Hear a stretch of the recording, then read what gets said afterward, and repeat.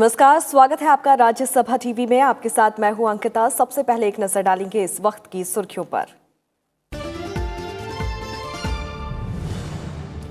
प्रधानमंत्री नरेंद्र मोदी का आज से 2 दिन का कर्नाटक दौरा। कृषि कर्मण पुरस्कार वितरण के अलावा पीएम किसान सम्मान योजना की तीसरी किस्त करेंगे जारी। 5 डीआरडीओ यंग साइंटिस्ट लैब भी राष्ट्र को करेंगे समर्पित।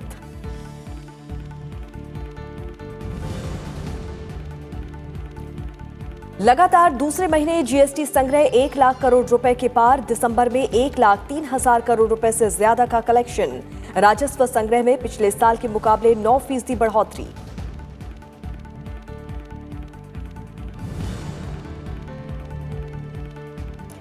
देश के 12 राज्यों में one nation one ration card की शुरुआत। केंद्रीय मंत्री रामविलास पासवान ने कहा, 12 राज्यों के पीडीएस लाभार्थी इन राज्यों में कहीं से भी ले सकेंगे अपना राशन।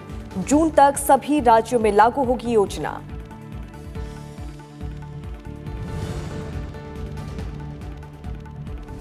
धूमधाम से मनाई जा रही है सिखों के 10वें गुरु गोबिंद सिंह की 353वीं जयंती। देश दुनिया के गुरुद्वारों में खास आयोजन। राष्ट्रपति, उपराष्ट्रपति और प्रधानमंत्री ने दी शुभकामनाएं। कहा, उनका जीवन संदेश और आदर्श हमारे राष्ट्रीय, सामाजिक और निजी जीवन में आज भी अनुकरणीय।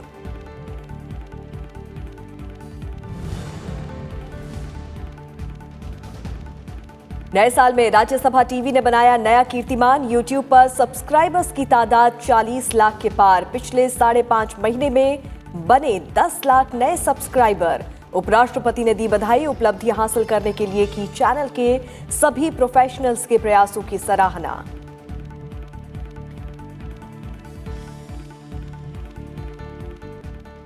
प्रधानमंत्री नरेंद्र मोदी आज से 2 दिन के कर्नाटक के दौरे पर होंगे। इस दौरान प्रधानमंत्री श्री सिद्धगंगा मठ भी जाएंगे, जहां पर वो श्री शिव कुमार स्वामी जी के एक स्मारक संग्रहालय की आधारशिला रखने के क्रम में एक पट्टिका का अनावरण करेंगे।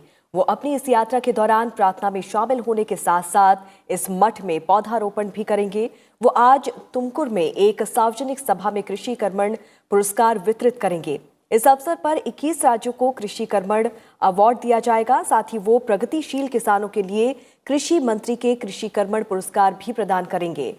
तुमकुर में ही प्रधानमंत्री मोदी दिसंबर 2019 मार्च 2020 के लिए प्रधानमंत्री किसान सम्मान निधि की 2,000 रुपए की तीसरी किस्त भी जारी करेंगे। इससे करीब 6 करोड़ लोगों को फायदा होगा। इस कार्यक्रम में पीएम किसान योजना के तहत 8 राज्यों, केंद्र शासित प्रदेशों के चुनिंदा लाभार्थियों को सर्टिफिकेट दिए जाएंगे। इसी कार्यक्रम में प्रधानमंत्री तमिलनाडु के चुनिंदा किसानों का गहरे सागर में मछली पकड़ने के काम आने वाले पोतों की चाबी भी सौंपेंगे।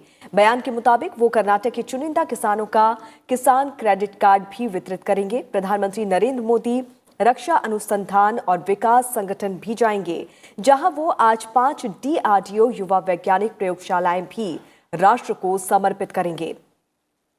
ये कदम रक्षा क्षेत्र में स्वदेशी अनुसंधान क्षमताओं को बढ़ावा देने के लिए है। शुक्रवार को प्रधानमंत्री नरेंद्र मोदी बेंगलुरु में कृषि विज्ञान विश्वविद्यालय में 107वीं राष्ट्रीय विज्ञान कांग्रेस का उद्घाटन करेंगे। इस वर्ष विज्ञान सम्मेलन का विषय है विज्ञान और प्रौद्योगिकी ग्रामीण विकास।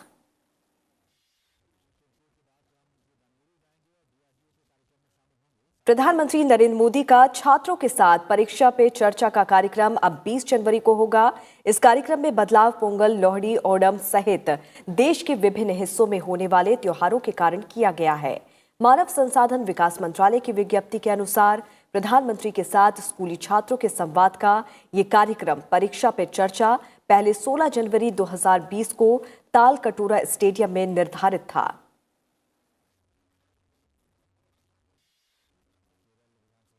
जीएसटी राजस्व संग्रह के मोर्चे पर अच्छी खबर है। लगातार दूसरे महीने जीएसटी कलेक्शन लाख करोड़ रुपए को पार कर गया है। दिसंबर महीने में जीएसटी संग्रह बढ़कर 1.03 लाख करोड़ रुपए पर पहुंच गया है, जबकि 2018 में दिसंबर में जीएसटी कलेक्शन 97,276 करोड़ रखा था और पिछले साल के मुकाबले इसमें 9% का इजाफा हुआ है।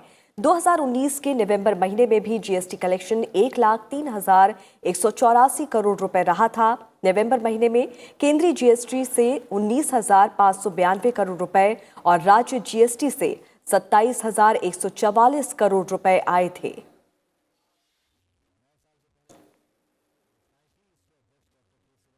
देश के 12 राज्यों में 1 जनवरी से one nation one ration card योजना का लाभ सार्वजनिक वितरण प्रणाली यानी कि पीडीएस के लाभार्थियों को मिलना शुरू हो गया है। केंद्रीय उपभोक्ता मामले, खाद्य और सार्वजनिक वितरण मंत्री रामविलास पासवान ने ट्वीट कर इसकी जानकारी दी।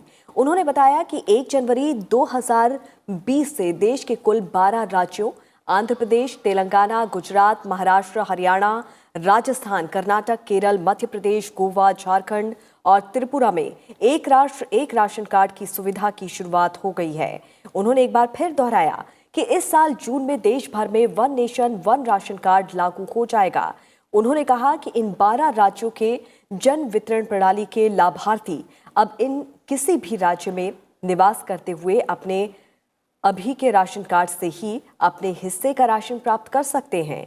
जून 2020 तक देश के सभी राज्यों को इससे जोड़ा जाएगा। One nation one ration card केंद्र सरकार की महत्वाकांक्षी योजना है, जिसके तहत पूरे देश में पीडीएस के लाभार्थियों को कहीं भी सार्वजनिक वितरण प्रणाली के तहत संचालित राशन की दुकानों से उनके हिस्से का राशन मिलेगा।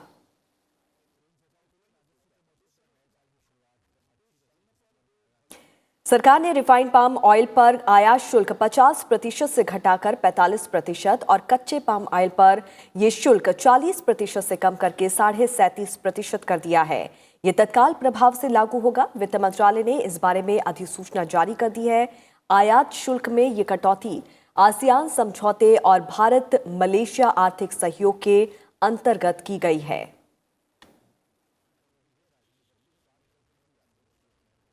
चुनाव आयोग ने पारदर्शिता की ओर से एक कदम और आगे बढ़ा दिया है। अब किसी राजनीतिक दल को पंजीकरण के लिए आयोग के चक्कर लगाने की जरूरत नहीं पड़ेगी। वो online political party monitoring management system की मदद से कहीं से भी पूरी प्रक्रिया पर निगाह रख सकेंगे। इसके लिए बुधवार से आयोग ने एक ऑनलाइन पोर्टल की शुरुआत की है। इसमें पार्टियों को उनके पंजीकरण की जानकारी आयोग द्वारा समय समय पर ईमेल और एसएमएस से भी मिलेगी। भारतीय रिजर्व बैंक ने दृष्टिबाधित और नेत्रहीन लोगों को नोटों की पहचान करने में मदद के लिए एक मोबाइल एप्लीकेशन लॉन्च किया है। आरबीआई गवर्नर शक्तिकांत दास ने कल इसकी शुरुआत की। इसका नाम मोबाइल एडेड नोट आइडेंटिफिकेशन यानी मनी है। इसे एंड्रॉयड प्ले स्टोर और आईओएस ऐप स्टोर से डाउनलोड किया जा सकता है और इसके लिए व्यक्ति को नोट को फोन के कैमरे के सामने रखकर उसकी तस्वीर खींचनी होगी। ऐप ऑडियो नोटिफिकेशन के जरिए नेत्रहीन व्यक्ति को नोट के मूल्य के बारे में बता देगा। आपको बता दें कि बैंक नोट को पहचानने में नेत्रहीनों की मदद के लिए इंटाग्लियो प्रिंटिंग आधारित पहचान चिन्ह दिए गए हैं।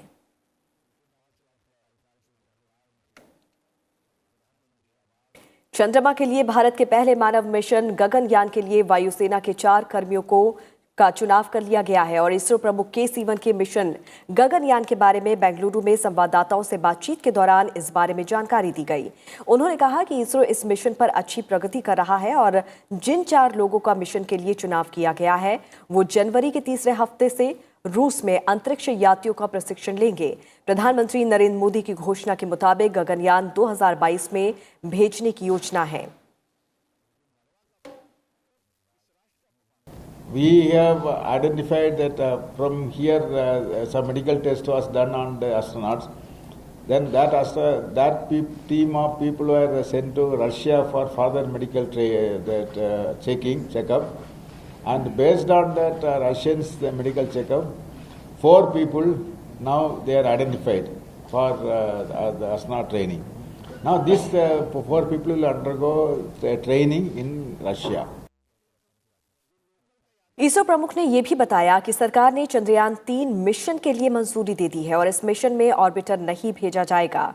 डॉक्टर सिवन ने कहा कि चंद्रमा के दक्षिणी ध्रुव पर लैंडर और रोवर की सॉफ्ट लैंडिंग कराई जाएगी और इस मिशन के तहत वही प्रयोग किए जाएंगे जिनकी चंद्रयान 2 में योजना बनाई गई थी।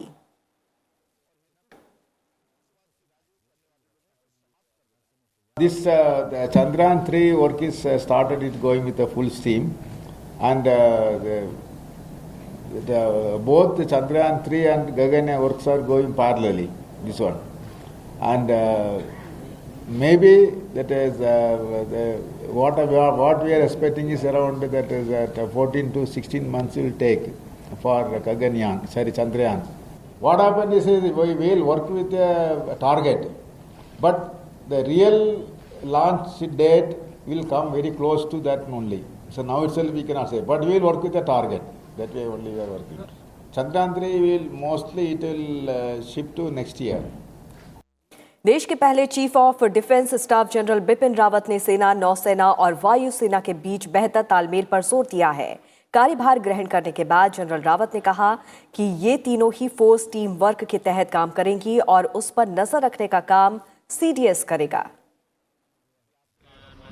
जनरल बिपिन रावत ने बुधवार को देश के पहले चीफ ऑफ डिफेंस स्टाफ का पदभार ग्रहण कर लिया। साउथ ब्लॉक स्थित रक्षा मंत्रालय में जनरल रावत ने गार्ड ऑफ ऑनर का निरीक्षण भी किया। इससे पहले उन्होंने राष्ट्रीय युद्ध स्मारक पहुंचकर देश की रक्षा के लिए बलिदान देने वाले शहीदों को श्रद्धांजलि दी। नौसेना और वायुसेना एक टीम के रूप में काम करेगी। सीडीएस उन पर नियंत्रण रखेगा, लेकिन कोई भी कार्रवाई टीम वर्क के जरिए ही होगी। ऐसे नहीं होगा कि अपने निर्देश के हिसाब से सीडीएस किसी फोर्स को चलाना चाहेगा। उसको जैसे बताया गया है, इंटीग्रेशन की जरूरत है। उससे हमें क्या क्या हासिल हो सकता है? सबसे पहले तो हमें तीनों सर्विसेज जो हैं उसका 1+1+1 का जो जोड़ आता है उसको 3 नहीं बनाना है, उसको 5 या 7 बनाना है। तो you have to achieve more through synergy and integration. General Rawat ने कहा कि उनका ध्यान इस बात को सुनिश्चित करने पर होगा कि तीनों सेनाओं को मिले संसाधनों का सर्वश्रेष्ठ और सर्वोत्तम इस्तेमाल हो। उन्होंने ये भी कहा कि सेना राजनीति से खुद को अलग रखती है और सीडीएस का पद राजनीतिक हस्तक्षेप से कोसों दूर है।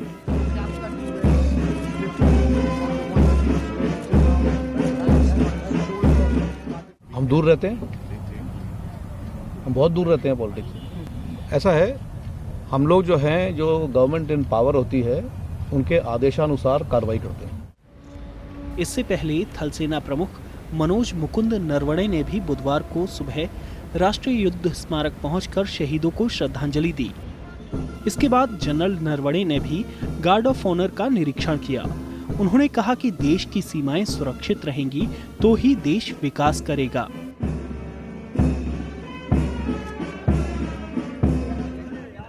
सीडीएस के तौर पर जनरल बिपिन रावत रक्षा मंत्रालय के सलाहकार के रूप में काम करेंगे। बतौर सेनाध्यक्ष जनरल रावत का कार्यकाल मंगलवार को पूरा हो गया। इसके बाद उन्होंने सीडीएस का पदभार ग्रहण किया।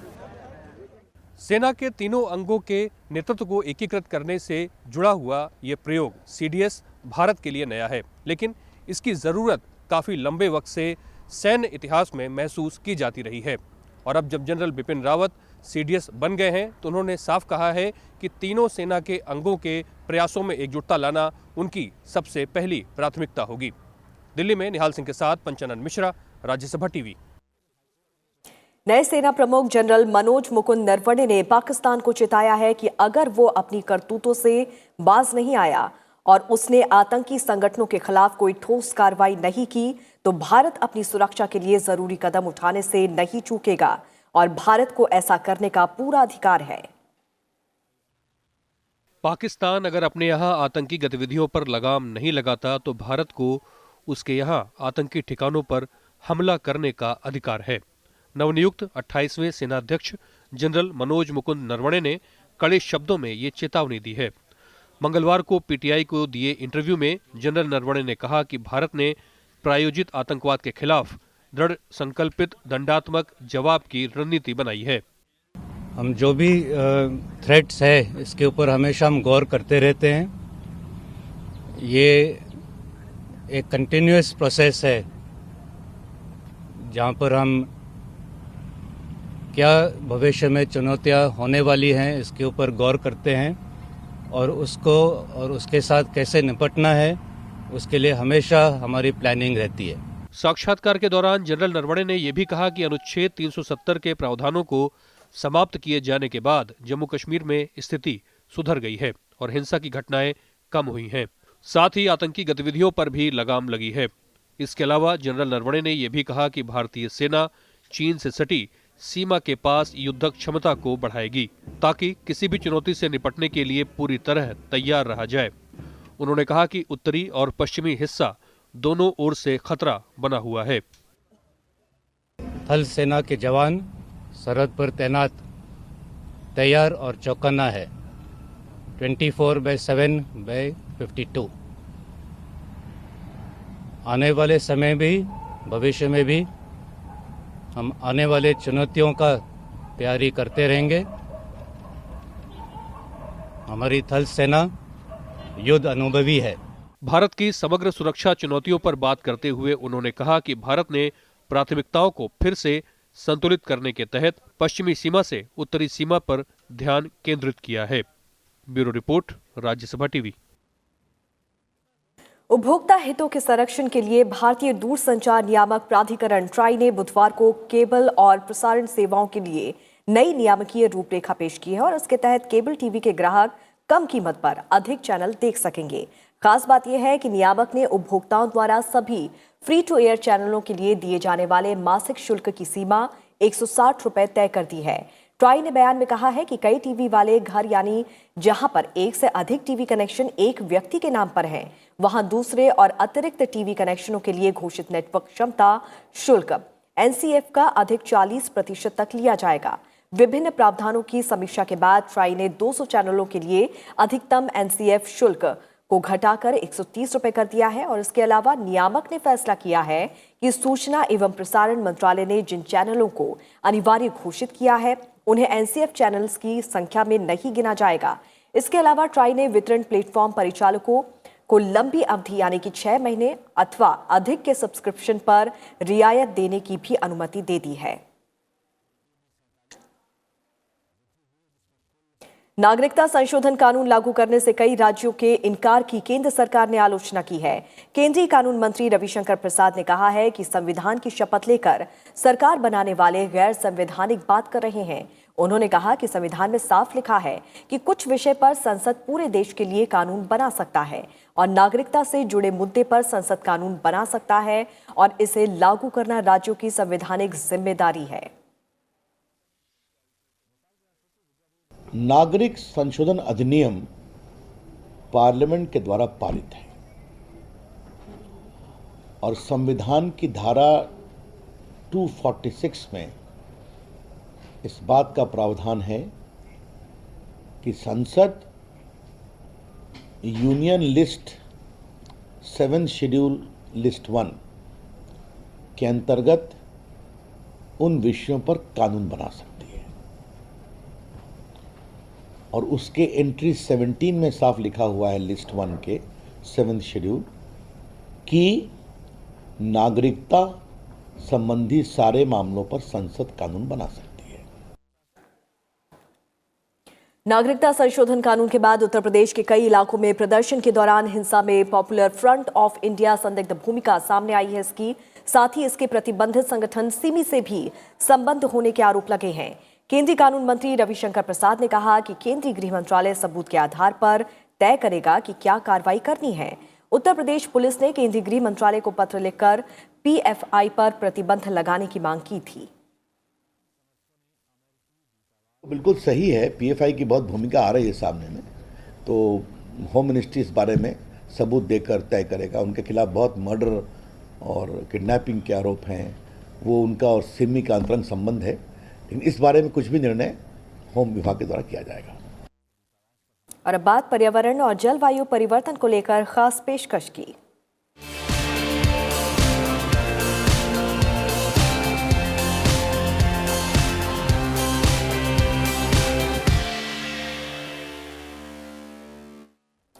ब्रिटेन सरकार ने घोषणा की है कि नया उपग्रह डेटा केंद्र ब्रिटेन में जलवायु परिवर्तन के प्रभाव का विश्लेषण करेगा।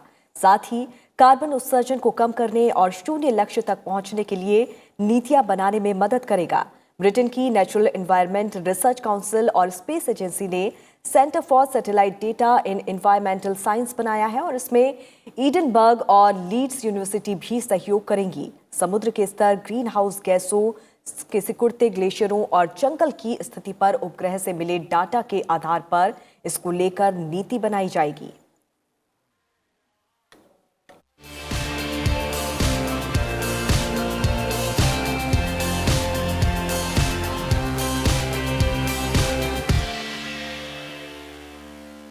उत्तर भारत में ठंड का प्रकोप जारी है। मैदानी इलाके हों या पहाड़ी क्षेत्र, हर जगह लोग ठंड से ठिठुरने को मजबूर हैं। गंगा के मैदानों से लेकर मध्य भारत तक न्यूनतम और अधिकतम तापमानों में लगातार गिरावट जारी है। इस गिरावट का कारण है उत्तर भारत के ऊंचे पहाड़ी इलाकों से आ रही ठंडी बर्फीली हवाएं। पिछले 24 घंटों के दौरान देश भर में कड़ाके की ठंड रही। कई जगहों पर दिन में भी पारा सामान्य से नीचे बना हुआ है, जिससे भीषण सर्दी लोगों का पीछा नहीं छोड़ रही। बात पहाड़ी राज्यों के मौसम की करें तो मौसम विभाग के मुताबिक जम्मू कश्मीर में आज से एक बार फिर राज्य में बर्फबारी का दौर शुरू हो सकता है। घाटी में गुलमर्ग सबसे ज्यादा ठंडा क्षेत्र रहा, जहां तापमान -11 डिग्री दर्ज किया गया। हिमाचल प्रदेश में ठंडी हवाओं के वजह से लोग अपने घरों में रहने को मजबूर हो गए। राज्य के मनाली, कुफरी और सोलन में तापमान शून्य के नीचे चल रहा है। बुधवार को भारत के मैदानी क्षेत्रों में सबसे कम न्यूनतम तापमान की सूची में शीर्ष पर रहा पंजाब का लुधियाना शहर, जहां रात का तापमान गिरकर 0.3 डिग्री सेल्सियस रिकॉर्ड किया गया। इस सूची में ज्यादातर शहर हरियाणा और पंजाब के रहे। हरियाणा में करनाल, हिसार, नारनौल, रोहतक और अंबाला में सबसे ठंडे स्थान रिकॉर्ड किए गए। दिल्ली भी इस सूची से बाहर नहीं है और पालम 2.4 डिग्री सेल्सियस के साथ 10वें स्थान पर रहा। गंगानगर में इसी साल गर्मियों में 75 साल का रिकॉर्ड टूटा था, जब पारे ने 49.6 डिग्री को छुआ था। लेकिन फिलहाल गंगानगर के लोग सर्दी से दो चार हो रहे हैं और गंगानगर का तापमान 1.5 डिग्री सेल्सियस दर्ज किया गया है, जो कि फिलहाल पूरे राजस्थान में सबसे ज्यादा ठंडा है। इसके अलावा जैसलमेर, पिलानी, बीकानेर, सीकर और बाड़मेर में भी लोग ठिठुरने को मजबूर हैं। वहीं उत्तर प्रदेश में सर्दी को देखें तो राज्य में लगातार ठंड का प्रकोप जारी है। इटावा और मेरठ में सबसे ज्यादा ठंडे इलाके रहे।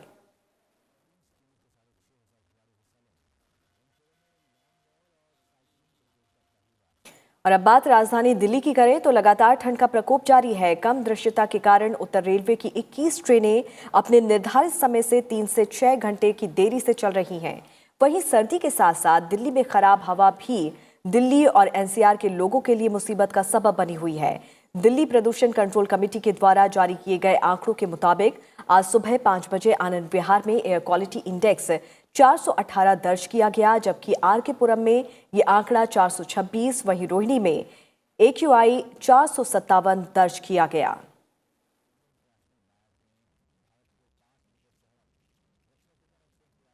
आज सिख धर्म के 10वें गुरु गुरु गोबिंद सिंह जी की जयंती है और इस मौके पर देश भर के गुरुद्वारों में खास आयोजन किया जा रहा है। प्रकाश पर्व के इस मौके पर गुरुद्वारों में तड़के 3 बजे से ही भजन कीर्तन समेत तमाम आयोजन शुरू हो गए हैं, जो देर रात तक चलेंगे। देश ही नहीं, पूरी दुनिया में इस पर्व को धूमधाम से मनाया जा रहा है। गुरु गोबिंद सिंह जी का जन्म पटना साहिब में 22 दिसंबर 1666 को हुआ था। 1699 में उन्होंने खालसा पंथ की स्थापना की थी।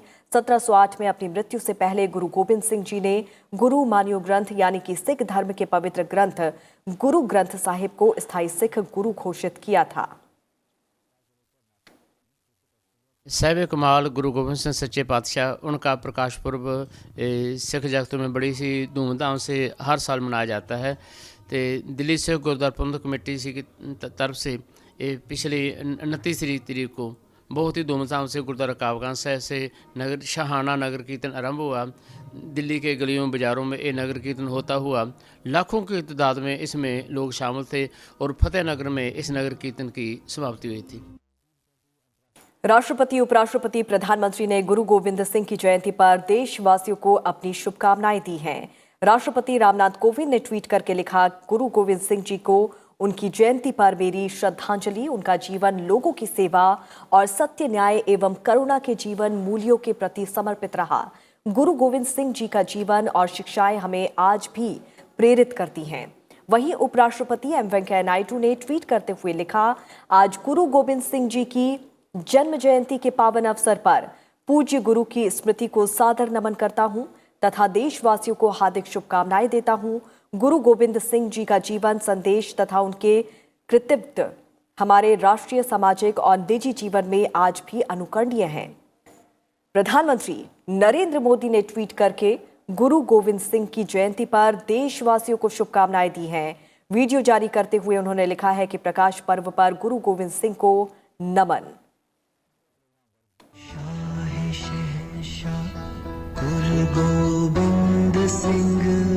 साथियों, आज गुरु गोविंद सिंह महाराज का प्रकाश पर्व देश मना रहा है।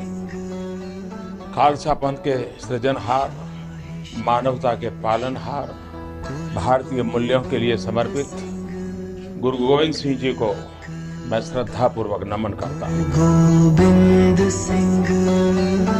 गुरु गोविंद सिंह जी के व्यक्तित्व में अनेक विधाओं का संगम था। वो गुरु तो थे ही, भक्त भी श्रेष्ठ थे। वो जितने अच्छे योद्धा थे, उतने ही बेहतरीन कवि और साहित्यकार भी थे। अन्याय के विरुद्ध उनका जितना कड़ा रुख था, उतना ही शांति के लिए भी आग्रह था। और देश में सबसे तेजी से आगे बढ़ने वाले चैनल्स में से एक राज्यसभा टीवी के YouTube पर सब्सक्राइबर्स की संख्या 40 लाख को पार कर गई है। चैनल की लोकप्रियता का अंदाजा इसी से लगाया जा सकता है कि YouTube पेज पर पिछले 5.5 महीने के अंदर ही चैनल के 10 लाख सब्सक्राइबर बने हैं। इस लिहाज से रोज 6000 से ज्यादा दर्शक चैनल से जुड़े हैं। दर्शकों की संख्या में इस भारी इजाफे की वजह संपादकीय स्वतंत्रता, अलग अलग तरह की प्रसारण सामग्री का चुनाव है, जो इसे दूसरे चैनल से अलग बनाता है। उपराष्ट्रपति एम वेंकैया नायडू ने YouTube पर राज्यसभा टीवी के सब्सक्राइबर्स की संख्या 40 लाख पार करने के लिए राज्यसभा टीवी को शुभकामनाएं दी हैं। पिछले 29 महीनों में राज्यसभा टीवी के दर्शकों की संख्या 888% बढ़ी है। उपराष्ट्रपति ने ट्वीट में कहा, एक सूचनात्मक और शिक्षाप्रद मंच के रूप में चैनल की लोकप्रियता तेजी से बढ़ रही है। 40 लाख YouTube सब्सक्राइबर का लक्ष्य प्राप्त करने पर राज्यसभा टेलीविजन को बधाई। टेलीविजन के YouTube चैनल से अब जुड़ गए हैं 40 लाख लोग। जिसका कंटेंट सबसे अच्छा होता है उसी को सब्सक्राइबर मिलते हैं। 6 महीने में शामिल हुए 10 लाख लोग। अननेसेसरी इश्यूज लाके अननेसेसरी डिबेट नहीं कराते। हर रोज जुड़ते हैं 6000 दर्शक। क्वालिटी बहुत मैटर करती है and that is what Rajya Sabha gives you. सिर्फ इसी साल हमारे वीडियोस को 40 करोड़ बार देखा गया।